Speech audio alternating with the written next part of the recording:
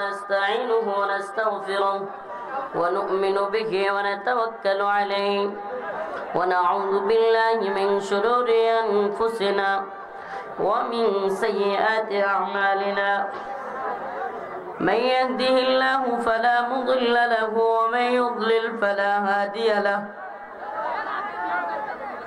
ونشهد أن لا إله إلا الله وحده لا شريك له أما بعد فأعوذ بالله من الشيطان الرجيم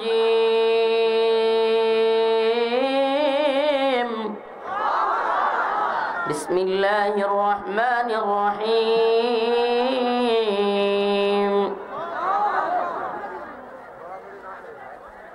قد أفلح المؤمنون الذين هم في صلاتهم خاشعون والذين هم عن اللغو معرضون والذين هم للزكاة فاعلون والذين هم لفروجهم حافظون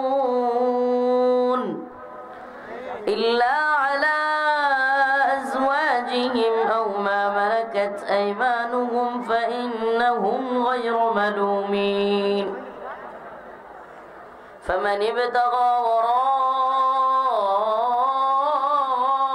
ذلك فأولئك هم العادون صدق الله مولانا العظيم وصدق رسوله النبي الكريم ونحن على ذلك من الشاهدين والشاكرين والحمد لله رب العالمين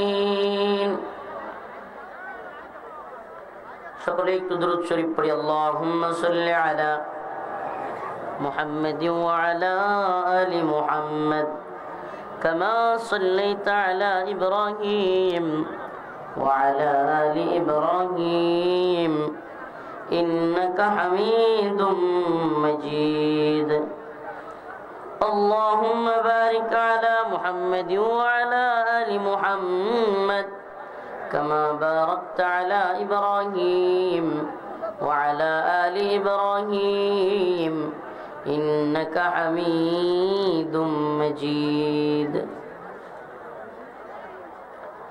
হাফেজ ছাত্রদের সম্মানী পাগড়ি প্রদান উপলক্ষে শৈলান আল মদিনা ও হাফিজিয়া কওমি মাদ্রাসা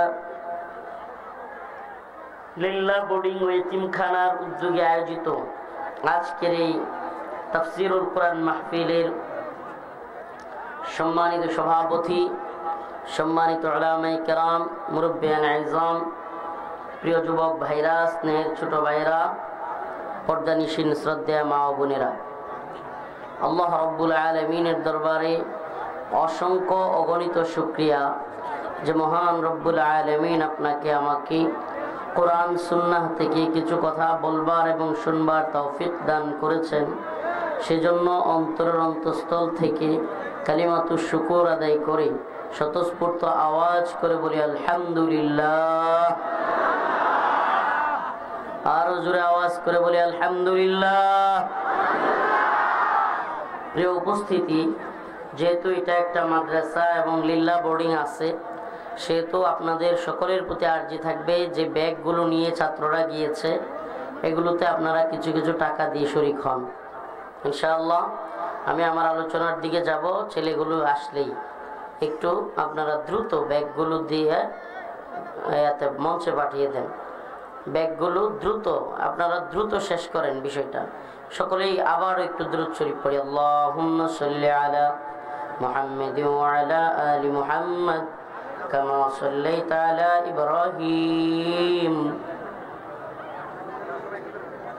ওয়া আলা আলি ইব্রাহিম ইন্নাকা হামিদুম মাজিদ اللهم بارك على محمد وعلى آل محمد كما باركت على إبراهيم وعلى آل إبراهيم إنك حميد مجيد। আমি আপনাদের সামনে সূরাতুল মুমিনুনের কয়েকটা আয়াত তিলাওয়াত করেছি।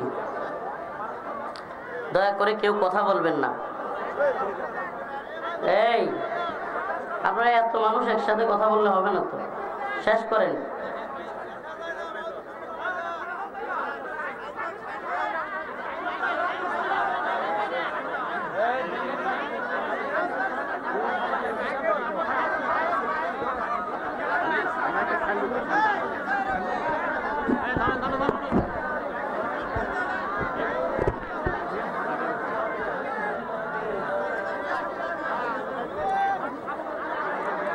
আপনাদের থেকে কয়েকটা আয়াত তিলাওয়াত করেছি। আল্লাহ পাক যদি তৌফিক দান করেন আয়াতগুলোকে সামনে রেখে কিছু কথা বলবার চেষ্টা করব ইনশাআল্লাহ। قد أفلح المؤمنون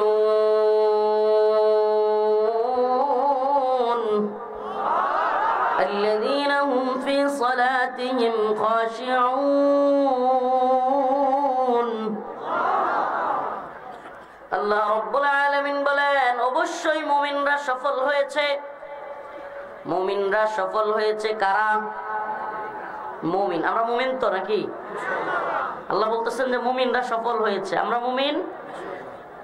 ومن الناس من يقول آمنا بالله وباليوم الآخر وما هم بمؤمنين। আল্লাহ রাব্বুল আলামিন বলেন ومن الناس من يقول آمنا بالله وباليوم الآخر। মানুষের মধ্যে এমন অনেকেই আছে যারা কিনা সবার সামনে বলে আমি হলাম ঈমানদার। من يقول آمنا بالله وباليوم الآخر, আমি আল্লাহ এবং আখিরাতের উপর বিশ্বাস এনেছি। وما هم بمؤمنين। আল্লাহ রাব্বুল আলামিন বলেন অথচ এরা ঈমানদার না। আল্লাহ বলতেছে মানুষের সামনে অনেকে ঈমানদারের পরিচয় দেয়, অনেকে তাহাজ্জুদের গল্প বলে, অনেকে কোরআন তিলাওয়াতের গল্প বলে, তাহাজ্জুদের গল্প শোনায়, আবার আলেমদেরকে গ্রেফতার করে। আছে না নাই? আল্লাহ বলেন ওয়ামা হুম বিমুমিনিন। এরা মানুষের সামনে ঈমানের কথা বললে কি হবে? প্রকৃতপক্ষে এরা ঈমানদার নয়। يخادعون الله والذين آمنوا وما يخدعون إلا أنفسهم وما يشعرون। আল্লাহ রাব্বুল আলামিন আরো বলেন এই সমস্ত লোকেরা যারা মানুষের সামনে ঈমানদারের পরিচয় দেয় কিন্তু অন্তরে ঈমানকে লালন করে না। يخادعون الله والذين آمنوا, তারা মনে করে তারা ঈমানদার এবং আল্লাহকে ধোঁকা দিচ্ছে। ঈমানদারদেরকে এবং আল্লাহরে তারা কি করতেছে? ধোঁকা দিচ্ছে। আল্লাহ পাক বলেন ওমা ইয়াখদাউনা ইল্লা আনফুসাহুম ওমা ইয়াশউরুন। আরে এরা তো ঈমানদার কিংবা আল্লাহকে ধোঁকা দিতে পারে না, বরং এরা নিজেরাই নিজেদেরকে ধোঁকা দেয়। ওয়া ইযা কিলা লাহুম আমিনু কামা আমানান নাস,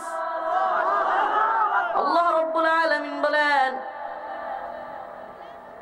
যখন তাদেরকে বলা হয় তোমরাও পূর্ববর্তী যারা আমার উপর শক্তভাবে ঈমান এনেছে তাদের মতো ঈমান আনো, ওই সময় ওই লোকেরা বলে ক্বালু ওয়া নু'মিনু কামা আমানাস সুফাহা,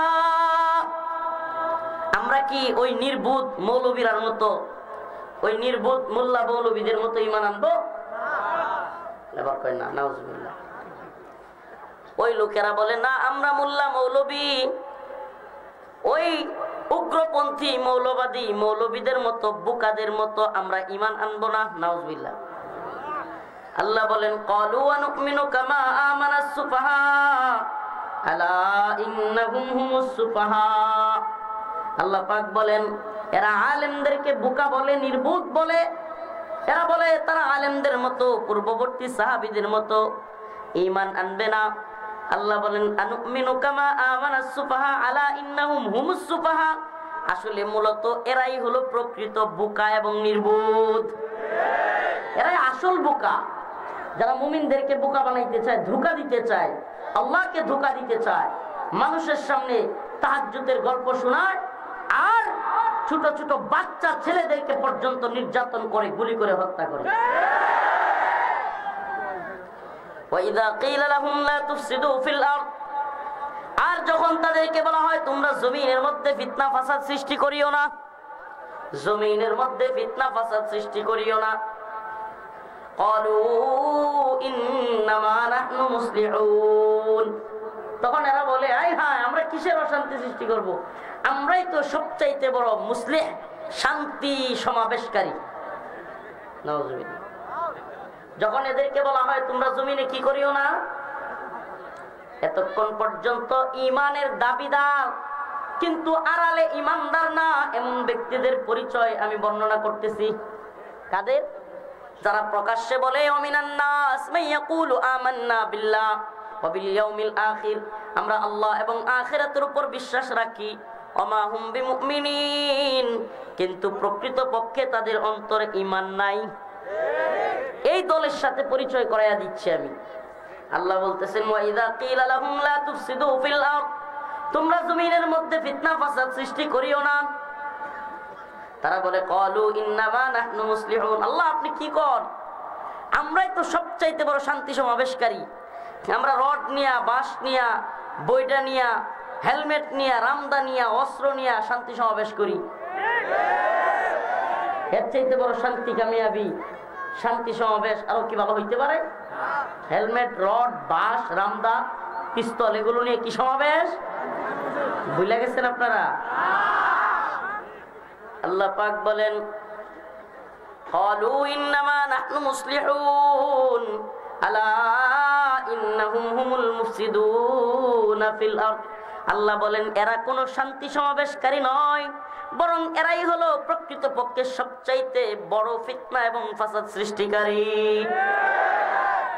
প্রিয় ভাইরা আমার, আমি আপনাদের সামনে আজকে অনেক ঠান্ডা, যেহেতু প্যান্ডেলও করে নাই, কষ্টকর হয়ে যাচ্ছে, তো আমি আপনাদের সামনে জাস্ট মুমিন সফল হবে কোন পথে, ইমানদারের সফলতার পথ কোনটা, এবং ব্যর্থ মুমিন কারা, ইমানের পরিচয় দিয়ে ইমানদার দাবি করে ব্যর্থ জীবন যাপন করছে কারা। আল্লাহ বলেছেন এরা হলো দুনিয়ার জিন্দেগিতে লাঞ্ছিত, আর আখিরাতে এদের জন্য আছে কঠিন শাস্তি। সুবহানাল্লাহ। আখিরাতে কি আছে?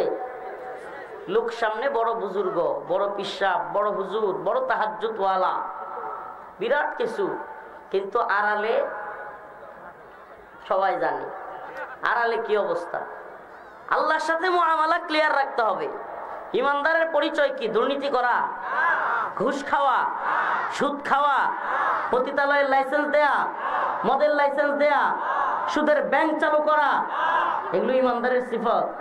তো ইমানের দাবি করে মানুষকে হত্যা করলে, আলেমদেরকে জেলে নিলে, আলেমদেরকে রিমান্ডে দিলে, নির্যাতন করলে, ফাঁসি দিলে, দেশকে ভারতের কাছে বিক্রি করে দিলে, তাহলে কি ইমানদার হয়? নাকি ওই ব্যক্তি ইমানের দাবিতে প্রকৃতপক্ষে আল্লাহ যে বলেছেন ওমা হুম বিমুমিন, এদের অন্তরে প্রকৃতপক্ষে কোনো ইমান নাই। এরা যদি ইমানদার যেই কথা বলেছে এই কথার সাথে একমত হইতো, তাহলে আল্লাহকে অসন্তুষ্ট করতো, বলেন না, করতো না, আল্লাহকে নারাজ করতো না, আল্লাহর বিরুদ্ধে অবাধ্য হইতো না, আল্লাহর আইনগুলোকে বাতিল করতো না। আল্লাহ পাক বলেছেন আহাল্লাহুল বায়' ওয়া হাররামার রিবা, আমি ক্রয় বিক্রয়কে হালাল করেছি, সুদকে করেছি হারাম, অথচ সুদের ব্যাংকের লাইসেন্স দেওয়া হলো।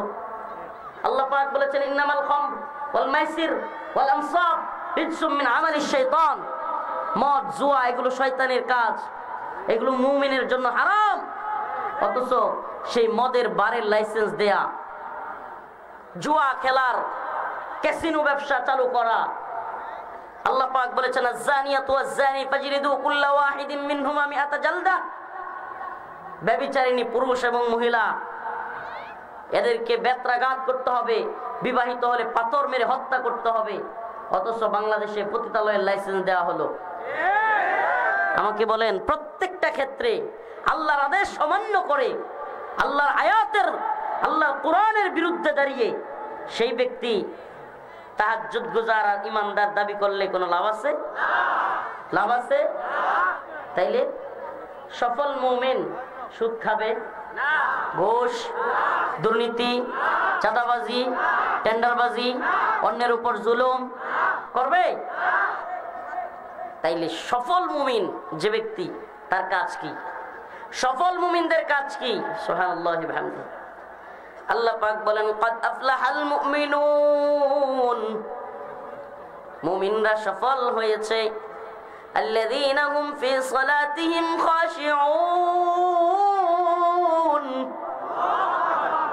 ওই মুমিনরাই সফল যারা খুশু খুজুর সাথে নামাজ পড়ে।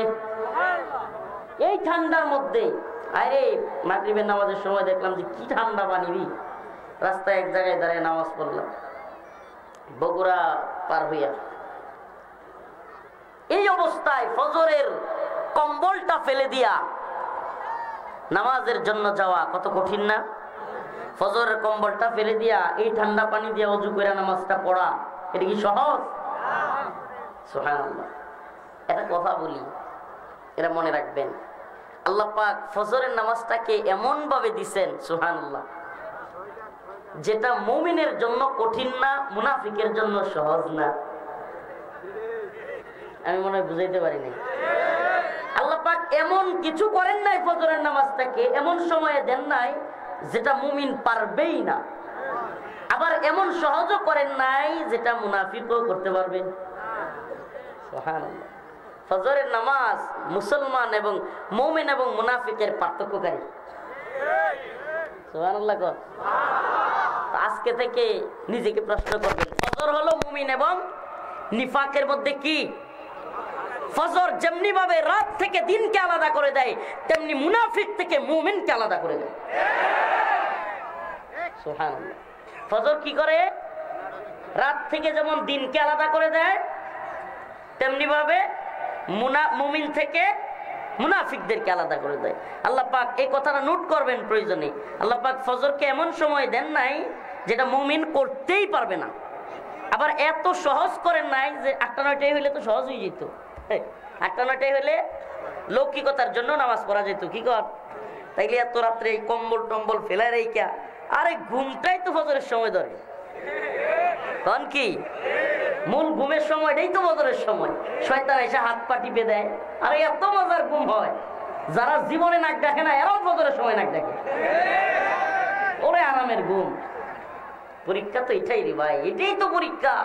আবারও বলতেছি, এই কথাটা প্রয়োজনে নোট করবেন। ফজর আল্লাহ পাক এমন সময় দিয়েছেন যে ফজরকে দিয়ে আল্লাহ পাক রাত থেকে দিনকে যেমন আলাদা করেন, মুমিন থেকেও মুনাফিকদেরকে আলাদা করেন। এবং ফজর আরেকটা বিষয়, সেটা হলো ফজর এমন অবস্থা আল্লাহ ফজরকে দেন নাই, এমন গভীর রাতে দেন নাই। আচ্ছা, যদি ৩টায় হইতো, মুমিনের জন্য কষ্ট হইতো কি হইতো না?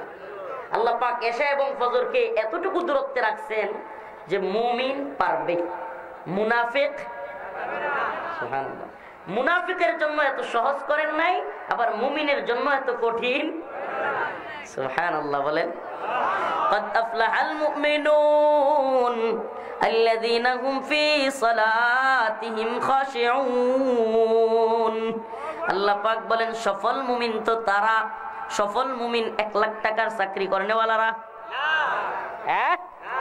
দিনাজপুর শহরে বাড়ি করনেওয়ালা, দিনাজপুর শহরের সবচাইতে বড় গাড়ির মালিক, সবচাইতে দামি গাড়ির মালিক, এরা সফল।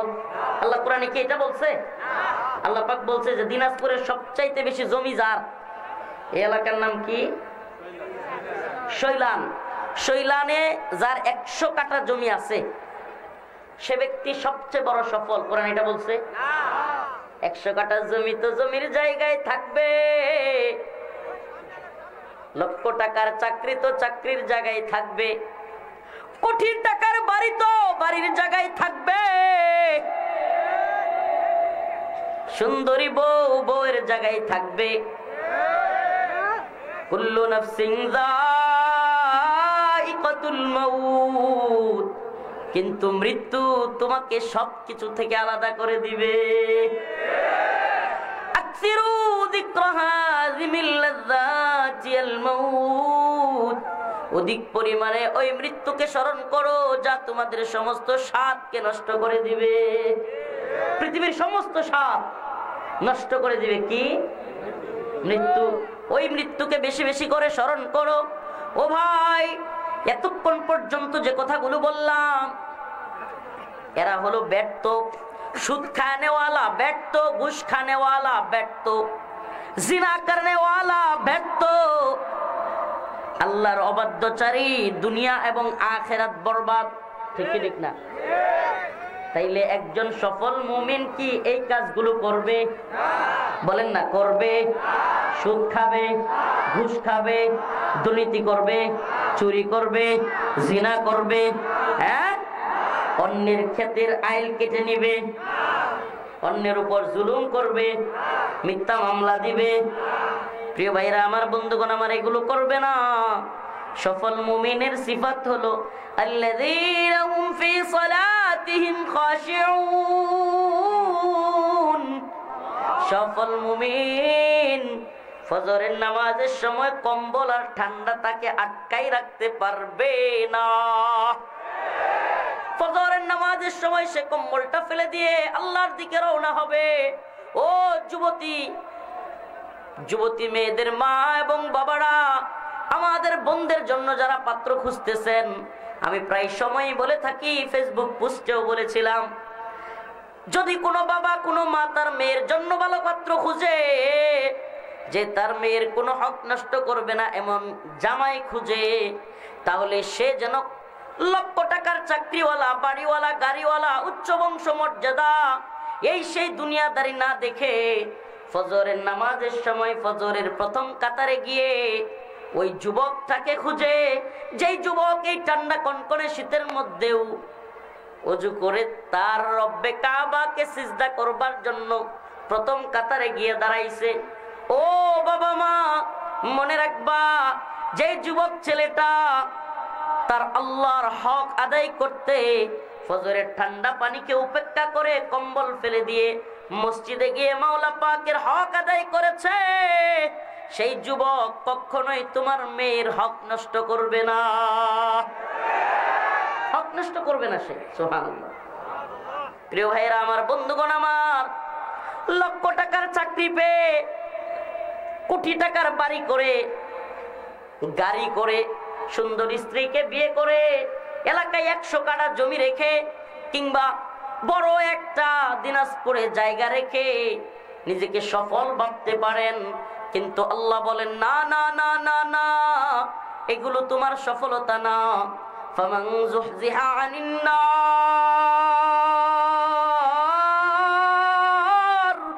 ওয়া উদখিলাল জান্নাতা ফাকাদ ফাজ ওয়া মাল হায়াতুদ দুনিয়া ইল্লা মাতাউল গুরুর। আল্লাহ রাব্বুল আলামিন বলেন, এগুলো কোনোটাই মুমিনের সফলতা নয়। মুমিন তো তখনই সফল যখন আল্লাহর জাহান্নাম থেকে সে মুক্তি পাবে।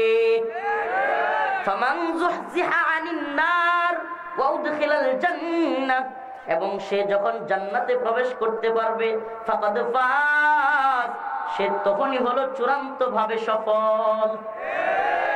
তার মানে এই দুনিয়া আমাদের সফলতার জায়গায় না। এই দুনিয়া আমাদের, ওরে কোটি টাকার বাড়িওয়ালা, এসি করা রুম, টাকার অভাব নাই, এসি একবার 24 করে, একবার 25, একবার 22 করে, একবার 23। হাইরে সারা রাত এসির রিমোট নিয়ে গুতাগুতি করতে করতে রাত শেষ, ঘুম আর ধরে না। ঘুমের ট্যাবলেট খায়, ঘুম হয় না। এমন অনেক বড় লোক আমরা সচক্ষে দেখেছি। লক্ষ টাকা দিয়ে খাট কিনতে পারবা, কোটি টাকা দিয়ে সুন্দর আলিশান বাড়ি করতে পারবা, কিন্তু ঘুম কিনতে পারবা না। ঘুম কিনতে পারবা না। লক্ষ টাকা দিয়ে খাট কিনা যাবে, এসি করা, কোটি টাকার বাড়ি করা যাবে, কিন্তু ঘুম কিনা যাবে। চিকিৎসক প্রয়োজনে 5-6টা কিনে রাখতে পারবেন, কিন্তু সুস্থতা কিনতে পারবেন? পারবেন না ভাই। এজন্য ওই আল্লাহ আল্লাহকে স্মরণ করুন যে আল্লাহ আপনাকে সব কিছু দিতে পারে। ওই আল্লাহর দিকে আসুন। ফাফিরু ইলাল্লাহ।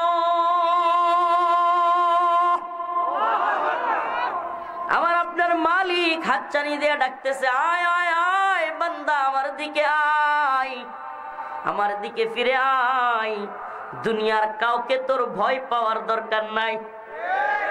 আলা ইন্না আউলিয়া আল্লাহ লা খাউফুন আলাইহিম ওয়ালা হুম ইয়াহজানুন। যারা আল্লাহকে ভয় করে দুনিয়ার কাউকে ভয় পাওয়ার দরকার তাদের নাই। আমি আমার কথা বলি, আজকেও আমার দেশ পত্রিকায়, আমার দেশ সম্পাদক মাহমুদুর রহমান তাকে ধন্যবাদ জানাই, আজকেও সাক্ষাৎকার দিয়ে আসলাম ঢাকায় আমার দেশ পত্রিকায়। অনেক কিছু জিজ্ঞেস করলো, কারাগারে কেমন ছিলাম, কিরকম নির্যাতন করেছে, হয়তো আজকে কালকে আপনারা পাবেন। তো আমার দেশ পত্রিকায় গিয়ে কথা বলে আসলাম। আসলে আল্লাহকে যারা ভয় করবে এদের দুনিয়ার কাউকে ভয় করবার দরকার নেই। আজকে একটা ঘটনা আজকে ইয়া দিতে গিয়ে মনে পড়ে গেল, আল্লাহ মাফ করুক, আস্তাগফিরুল্লাহ ওয়া আতুবু ইলাইহি। যেহেতু আরো এক দুই জায়গায় বলেই ফেলছি, আপনাদেরকেও বলি। গাজীপুর জেলা কারাগারে ছিলাম 2 দিন।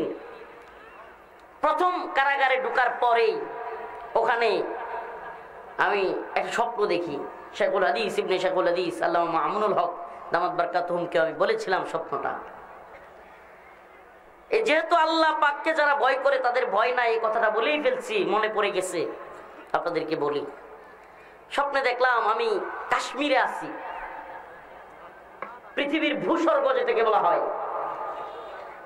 বিধ্বস্ত চৌচির ভূস্বর্গ কাশ্মীর, তিলে তিলে জলে পুড়ে হলো ছাই।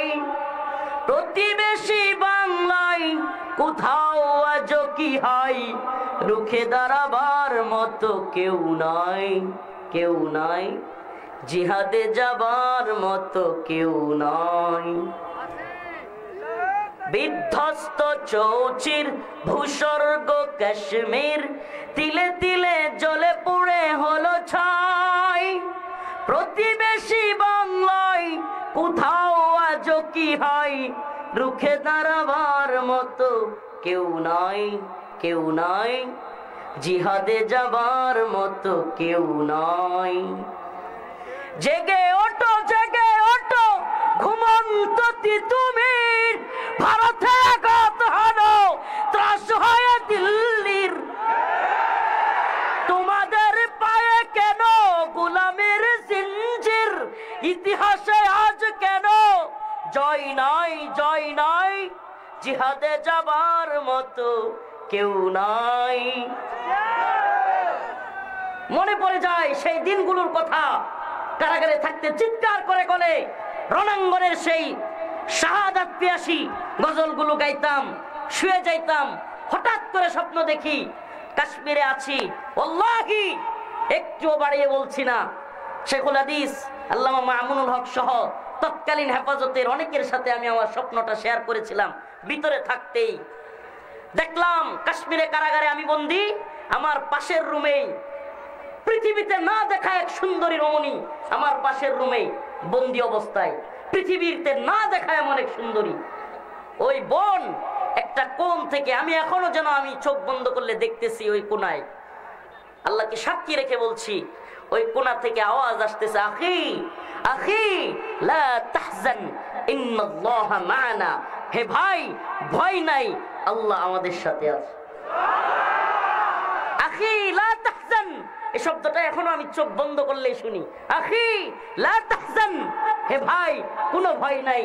আল্লাহ তাখাফু ওয়া লা তাহজানু, যারা আল্লাহর পথে চলে তাদের কোনো ভয়, কোনো পরোয়া।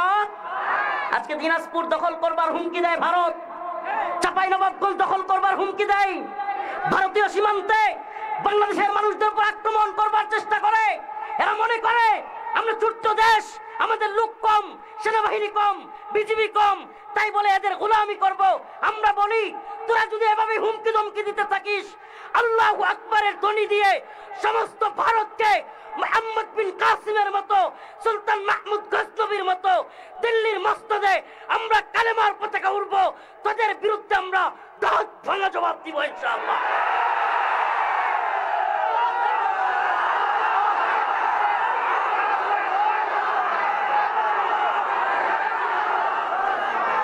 রাজি আছেন তো ইনশাআল্লাহ? হ্যাঁ যুব সমাজ, রাজি আছো তো ইনশাআল্লাহ? স্থলবন্দরে যেহেতু আছেন, দিনাজপুর এলাকায় ভারতীয় হামলাগুলো আপনাদের উপর এবং আমাদের উপরই সবার আগে আসবে। আমিও একটা সীমান্তে থাকি, নেত্রকোনায় আমার বাড়ি। আরে সীমান্তে ভয় পাওয়ার কিছু নাই। প্রয়োজন হলে বাংলাদেশের প্রত্যেকটা যুবক সেনাবাহিনীতে রূপান্তরিত হবে ইনশাআল্লাহ। আমরা সীমান্তে বারাক তৈরি করব, প্রয়োজনে হামাসের মুজাহিদদের মতো আন্ডারগ্রাউন্ডে আরেকটা দেশ তৈরি করব ইনশাআল্লাহ। তবু আমরা ভারতের গোলামি করব না, আমরা আল্লাহর গোলামি করি। কার গোলামি? তো আল্লাহর গোলামি যারা করে এরা দিল্লির গোলামি করতে রাজি। দিল্লির গোলামরা, দিল্লিতে সিদ্ধান্ত হয়েছে নাকি হাসিনা আবার আসবে। পাগলের সুখ মনে মনে, কাগজ উড়ায় টেহা গুনে। পাগলের সুখ মনে মনে, কাগজ উড়ায় টাহা গুনে। তো এই পাগলদের শোক মনে মনে দিল্লিতে নাকি কইছে আপা আইতেছে। এখন হেলো আপা, জি আপা, খাইছেন আপা, বইছেন আপা, এই দল খুব খুশি হয়ে গেছে গা। তোরা একটু খুশি থাক, তাও একটু সান্ত্বনা তো পাইছে নাকি? হ্যাঁ আপা আইতেছে, সান্ত্বনা। আচ্ছা ঠিক আছে, আপা আইবেন, আপা আসুক, আমরাও চাই। আপারে আমার তো ইচ্ছা আপা আওয়ার পরে মতিঝিলে শাপলা চত্বরে ট্রেনের উপর ঝুলাইয়া প্রথম 2-3 দিন টানা তারে জুতা মারতে দেওয়া হবে। এরপরে মারতে মারতে এরপরে তাকে মৃত্যুদণ্ড দেওয়া হবে। কতদিন জুতা আর ঝাড়ু আর থুতু দিতে হবে না সারা দেশবাসীকে? এদেশে আলেমুল আমাদেরকে জেলে নিয়েছে আওয়ামী লীগ, ঠিক কি ঠিক না? রিমান্ডে নিয়েছে আওয়ামী লীগ, ঠিক কি ঠিক না? ফাঁসির কাস্টে দেশের সর্বোচ্চ আলেমদেরকে ঝুলিয়েছে আওয়ামী লীগ।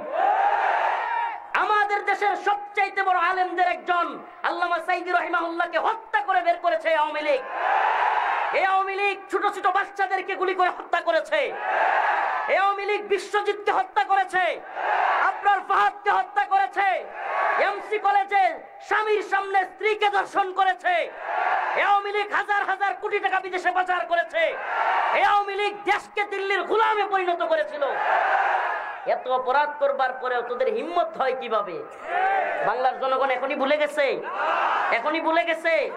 যদি লাফালাফি করিস গ্রামে গঞ্জে ভালো আছিস রে ভাই, কিন্তু বাংলার জনগণকে আর অশান্তি দিতে চাইলে, মুনাফিকি করতে চাইলে গ্রামে গঞ্জেও ভালো থাকতে দেওয়া হবে না। এদের প্রত্যেকটাকে গ্রামে গঞ্জে প্রতিহত করতে হবে। যেইটা মাথা বসাইতে চাইবে ওটা নাক ধরে চাপ দিতে হবে। বাংলাদেশে কম জুলুম হয় নাই। এত জুলুমের পরেও এরা যদি আবারও মাথা বসাইতে চায় তাহলে সেই মাথা ভেঙ্গে আমরা ঘুরিয়ে দিব ইনশাআল্লাহ। রাজি আছেন তো ইনশাআল্লাহ? আমরা মুমিন, আমাদের সিফাত, আমরা নমনীয়, আমরা উদার, আমরা দরদি। কিন্তু যদি কেউ আমাদের ভূখণ্ডের উপর, আমাদের দ্বীনের উপর, ইমানের উপর আঘাত করতে চায়, আর ওই ভারতের কেউ যদি রাজাকারি করে, এরা অন্যদেরকে রাজাকার বলতো, দেখবেন ভারত যদি আল্লাহ না করুক হামলা করেই এই আওয়ামী লীগ, ছাত্রলীগ, যুবলীগ হবে সবচেয়ে বড় রাজাকার। ভারত যদি বাংলাদেশে হামলা করে তাহলে সবার আগে রাজাকারগিরি করবে কে?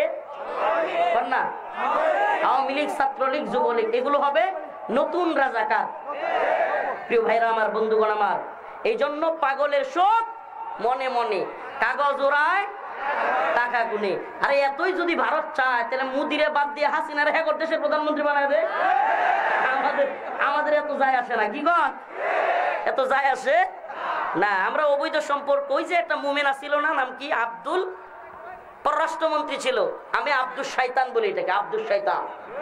এই আব্দুল শয়তান বলেছিল, মুমিন আল্লাহর একটা সিফাতি নাম, এর মুমিন বলা ঠিক না, ওর নাম হইব আব্দুল শয়তান। এই আব্দুল শয়তান বলেছিল আমাদের স্বামী স্ত্রীর সম্পর্ক, বলছিল না, বলে নাই? আমরা বলি যে ঠিক আছে তোদের স্বামী স্ত্রীর সম্পর্ক আমরা মানি না, এটা অবৈধ। অবৈধটাকে অবৈধ জায়গায় পাঠিয়ে দিছি, অবৈধটাকে অবৈধ জায়গায় পাঠিয়ে দেওয়া হয়েছে। প্রিয় ভাইরা আমার, বন্ধুগণ আমার, দেশের সীমান্তের কাঁটাতারে ফেলানির লাশ, এরপরে কি বলে স্বামী স্ত্রীর সম্পর্ক। তো এখন 5 মাস যাইতে পারে না, হাসিনা গেছে, এখন প্রীত কই? ভারত যেহেতু এতই বন্ধু বাংলাদেশের, এখন হুমকি দেয় কেন? এখন দেশ দখল করবার চেষ্টা করে কেন? এখন বিভিন্ন সীমান্তের কাঁটাতারের ভিতরে এসে গুলি করে কেন? বোমা মারে কেন? বলেন না, এত বন্ধুত্ব, এত পীড়িত। পীড়িত বলতে কিছু নাই। গোলামি হাসিনা করছে, এই আওয়ামী লীগ করছে, খুশি ছিল। এখন যখন দেখছে বাংলার জনগণ তাদের গোলামি করবে না, এখন তো ওই যে কয় না যে গোলামি যেহেতু করবি না, তাইলে তোরা শিক্ষা দিয়ে দিই। তোরা কি শিক্ষা দিবি? মোহাম্মদ বিন কাসিমের ছোট্ট কাফেলা আসছিল, তোদের বাপ দাদারা দৌড়ে পালানোর পথ পায় নাই। অতএব মোহাম্মদ বিন কাসিমের উত্তরসূরিরা মরে যায় নাই।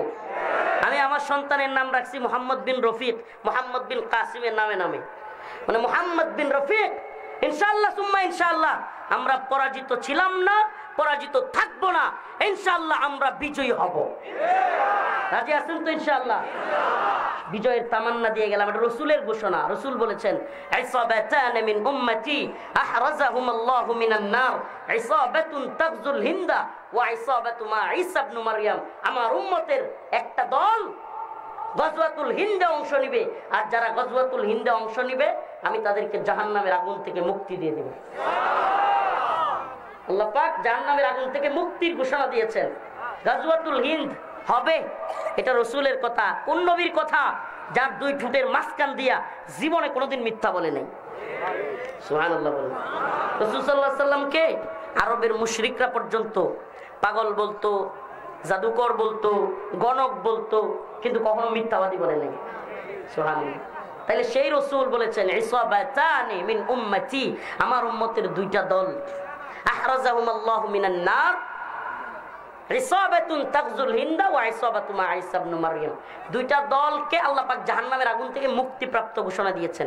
একটা দল ঈসা ইবনে মারইয়ামের সাথে যুদ্ধ করবে, আর একটা দল গজওয়াতুল হিন্দে শরীক হবে।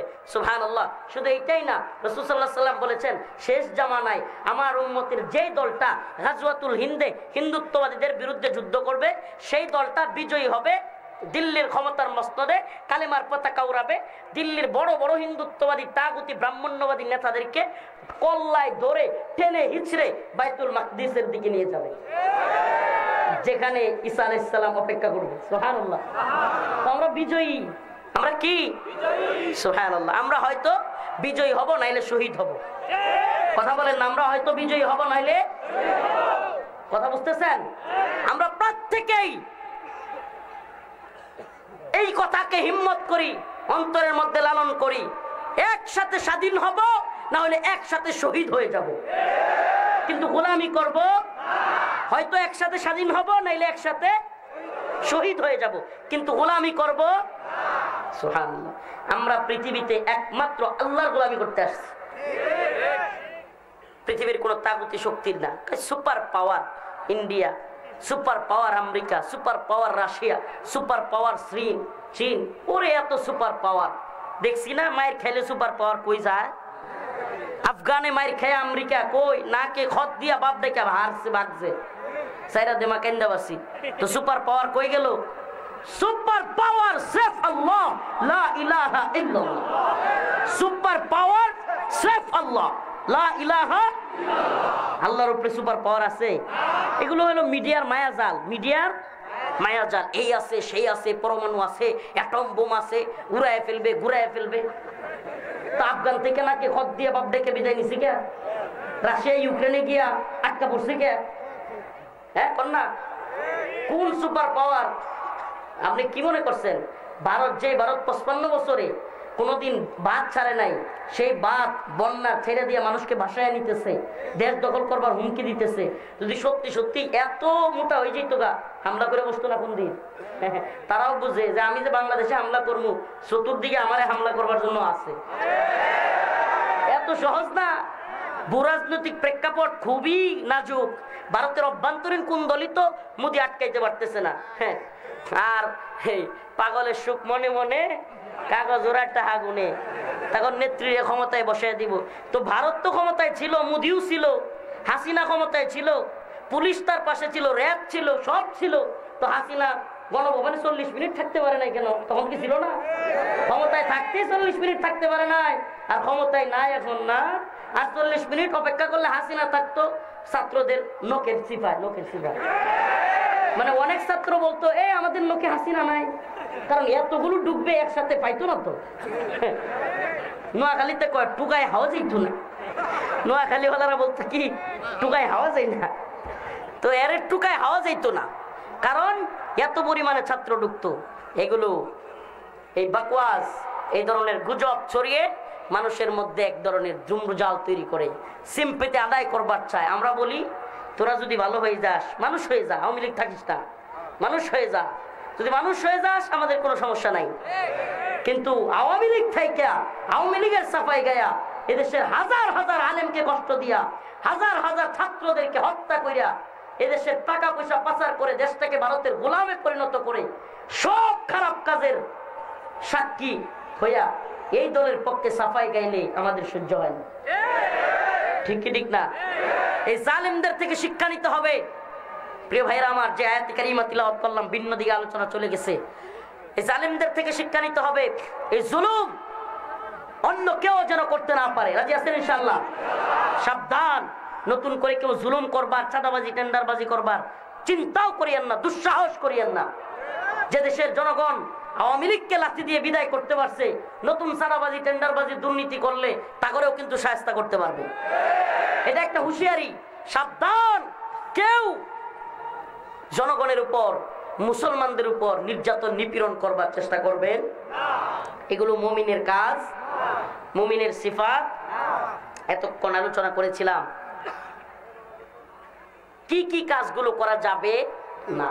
টেন্ডারবাজি, চাঁদাবাজি, দুর্নীতি, সুদ, ঘুষ, মদ, জিনা, ব্যভিচার, অন্যের উপর জুলুম করা, অন্যের লাইন কেটে নেওয়া, এই যা যা বললাম এগুলো করা যাবে। এবার আসেন একজন মুমিন সফল হইতে হলে কি কি করতে হবে। আল্লাহ পাক কি বলেন? قد أفلح المؤمنون الذين هم في صلاتهم خاشعون। আল্লাহ পাক বলেন সফল মুমিনের সবচাইতে প্রথম কাজ, উত্তম কাজ, সফল মুমিনদের সিফাত হলো তারা খুশু খুজুর সাথে নামাজ পড়ে। কিসের সাথে? ওই যে প্রথম আলোচনায় চলে গেলাম, কি করে? রাইসুল মুফাসসিরিন আব্দুল্লাহ ইবনে আব্বাস বলেন খুশু খুজুর সাথে নামাজের মানে হলো একাগ্র চিত্তে বিনয়ের সাথে একমাত্র আল্লাহকে রাজি খুশি করবার জন্য, আল্লাহকেই রাজি খুশি করবার জন্য বিনয়ের সাথে আল্লাহর প্রতি তাওয়াজু হয়ে একাগ্র চিত্তে যে নামাজ পড়া হয় সেটা কি খুশু খুজুর সাথে নামাজ পড়ে। আমরা একাগ্র চিত্তে নামাজ পড়বো তো ইনশাআল্লাহ। ওয়াল্লাযীনা হুম লিয-যাকাতি ফাঈলুন। আল্লাহ পাক বলেন সফল মুমিনরা যাকাত আদায় করে। ওয়াল্লাযীনা হুম আনিল লাগবি মুরিদুন। সফল মুমিনরা কোনো ফাহেশা কাজে, অনর্থক কাজে, শিরিকের কাজে, বিদআতের কাজে, যাত্রা ফাত্রা কাজে জড়ায় না। ওয়াল্লাযীনা হুম লিফুরুজিহিম হাফিজুন। আল্লাহ পাক বলেন সফল মুমিনরা নিজেদের লজ্জাস্থানকে হেফাজত করে। সুবহানাল্লাহ। সফল মুমিনরা কি করে? লজ্জাস্থানকে। আখেরি কথা, শেষ দিকে চলে এসেছে আলোচনার। আল্লাহ রাসূল সাল্লাল্লাহু আলাইহি সাল্লাম বলেন আমাকে যদি কোনো ব্যক্তি দুইটা জিনিসের গ্যারান্টি দেয়, কয়টা বলেন না? কয়টা? দুইটা জিনিসের গ্যারান্টি রাসূলকে যদি কেউ দেয়, রাসূল বলেন আমি তাকে জান্নাতের গ্যারান্টি দিব। সুবহানাল্লাহ বলেন না? রাসূল সাল্লাল্লাহু আলাইহি সাল্লাম বলেন আমাকে যদি কেউ দুইটা জিনিসের গ্যারান্টি দেয় আমি তাকে জান্নাতের গ্যারান্টি দিব। কি কি? রাসূল বলেন এক নাম্বার এই যে জিহ্বা, এই জবান, এটার গ্যারান্টি যদি কেউ দেয় যে সে গীবত করবে না, শিকায়াত করবে না, গালিগালাজ করবে না, পরনিন্দা করবে না, তাইলে, এবং যদি কেউ লজ্জাস্থানকে হেফাজত করার গ্যারান্টি আল্লাহ রসুলকে দেয়, আল্লাহ রসুল বলেন আমি তাকে জান্নাতের গ্যারান্টি দেব। তো লজ্জাস্থানকে কিভাবে হেফাজত করব? ইল্লা আলা আজওয়াজহিম। আল্লাহ পাক বলেন লজ্জাস্থানকে হেফাজতের মাধ্যম হলো বৈধ পন্থায় স্ত্রী গ্রহণ করা। বৈধ পন্থায়, বৈধ পন্থায় স্ত্রী গ্রহণ করা, এটা হলো মুমিনের লজ্জাস্থানকে হেফাজত করার মাধ্যম। আল্লাহ পাক বলেন ফানকিহু মা তাবা লাকুম মিনান নিসা মাসনা ওয়া সুলাসা ওয়া রুবা। যে তোমরা মেয়েদের থেকে যাদেরকে পছন্দ হয় মহিলাদের থেকে বিয়ে করো, 2টা 3টা 4টা। ওয়াইন খিফতুম, যদি তোমরা ভয় করো যে ইনসাফ করতে পারবা না, আল্লাহ তাআদিলু, ইনসাফ করতে পারবা না, ফাওয়াহিদাতুন, তাইলে একটাই নিয়ে সন্তুষ্ট থাকো। প্রিয় ভাইরা আমার, বন্ধুগণ আমার, আখেরি কথা, আমরা আল্লাহর জন্য আল্লাহ পাক যা যা বলেছেন মুমিনের সিফাতগুলো এবং যা যা করতে নিষেধ করেছেন সেগুলো অক্ষরে অক্ষরে পালন করবো তো ইনশাআল্লাহ। দুর্নীতি করা যাবে, টেন্ডারবাজি করা যাবে, মদ খাওয়া যাবে, জিনা করা যাবে, ব্যভিচার, অন্যের উপর জুলুম, সুদ, ঘুষ, এগুলো করা। তাহলে কি কি করতে হবে মুমিনের কাজ? আল্লাযীনা হুম ফি সলাতিহিম খাশিউন, খুশু খুজুর সাথে নামাজ আদায় করতে হবে। প্রিয় ভাইরা আমার, বন্ধুগণ আমার, একটা লিল্লা বোর্ডিং চালু আছে। আমি ওই সমস্ত মুমিন ভাইদেরকে দেখতে চাই। মুসাফির মানুষ আমি, মাজলুম মানুষ, উঠবেন না, উঠবেন না, মুসাফির মানুষ, মাজলুম মানুষ। কিছু ভাই লিল্লা বোর্ডিংয়ে আছেন, কেউ যে 500 1000 টাকা, আমি দোয়া করে দেবো ইনশাআল্লাহ যে হুজুর এই লিল্লা বোর্ডিংয়ের জন্য ছাত্রদের জন্য 500 1000 টাকা দিব, আসেন দেন, মাশাআল্লাহ। নাম কি? আসেন, যারা দিবেন হাতে দিয়ে যান। আমি দোয়া করবো ইনশাআল্লাহ। মাজলুম মানুষ, মুসাফির মানুষ, রাসূলুল্লাহ সাল্লাল্লাহু আলাইহি ওয়াসাল্লাম বলেছেন মুসাফিরের দোয়া আল্লাহ কবুল করে, মাজলুমের দোয়া আল্লাহ কবুল করে। 500 1000 করে তাসবিয়া 500 আল্লাহ কবুল করো, মঞ্জুর করো, জানে মালে বরকত দান করো। বিএনপির সভাপতি মিয়া মোহাম্মদ শফিকুল ভাই 2000 টাকা আল্লাহ কবুল করো, মঞ্জুর করো, জানে মালে বরকত দান করো। দেন 500 1000 যে যেমন পারেন। মুসাফির মানুষ, মাজলুম মানুষ, দোয়া করবো আপনাদের জন্য। শামীম ভাই 500, আল্লাহ শামীম ভাই 500 আল্লাহ কবুল করো, মঞ্জুর করো। আল্লাহ সমস্ত ভাইদের দানকে কবুল করো, আল্লাহ জানে মালে বরকত দান করো। আতাউর ভাই বাবার জন্য 2000 আল্লাহ কবুল করো, মঞ্জুর করো, ইমানে আমলে হেফাজত করো। আল্লাহ সমস্ত দানকে কবুল করো, বালা মুসিবত থেকে হেফাজত করো। আল্লাহ এই দানকে উসিলা করিয়া তাদের মধ্যে যারা কবরে শহীদ, তাদের কবরকে জান্নাতের বাগান বানায় দাও। আর কে কে আছেন? কে কে আছেন বলেন, দোয়া করে দিব। হুজুরের শ্বশুর, বড় হুজুরের শ্বশুর 2000, মাশাআল্লাহ। বড় হুজুরের শ্বশুর মশাই জিন্দাবাদ, 2000 টাকা আল্লাহ কবুল করো, মঞ্জুর করো, মাশাআল্লাহ। একটু সময় দেন। আরেক ভাই 500।